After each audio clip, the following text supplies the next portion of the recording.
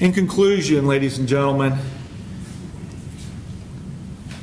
Mr. McMullen started out in opening arguments talking about his statement. I planned it, I plotted it, I schemed it. And what you heard over last week was the evidence presented to you that we believe proved beyond a reasonable doubt that he committed each of these horrible crimes.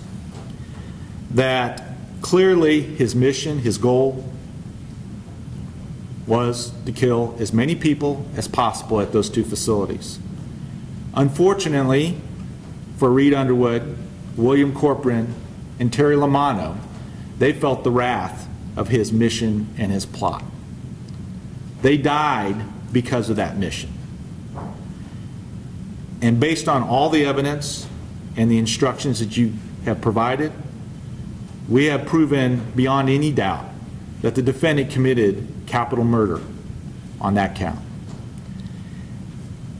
During this homicidal mission, goal, he also clearly put the lives of Paul Temme, Mark Brodke, and Jay Combs at risk by trying to shoot each of them to achieve that same goal. So we're asking that you also find him guilty of attempted first-degree murder for each of those individuals. But he wasn't finished just with shooting those people. As we talked about just a second ago, he then took what remaining ammo he had and pumped the rounds into the front of the White Theater in the hope of hitting more people. If you look at the elements of those crimes, ladies and gentlemen. He said in the hope of killing more people. That's not true. It's not accurate according to the evidence. He killed Hughes. Objection is overruled.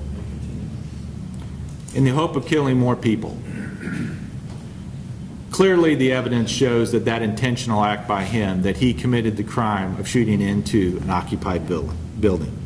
So we'd ask that you find him guilty of that charge as well. And finally, ladies and gentlemen, that you find that he's committed the crime of aggravated assault against Maggie Hunker by putting that gun and asking, "Are you a Jew?"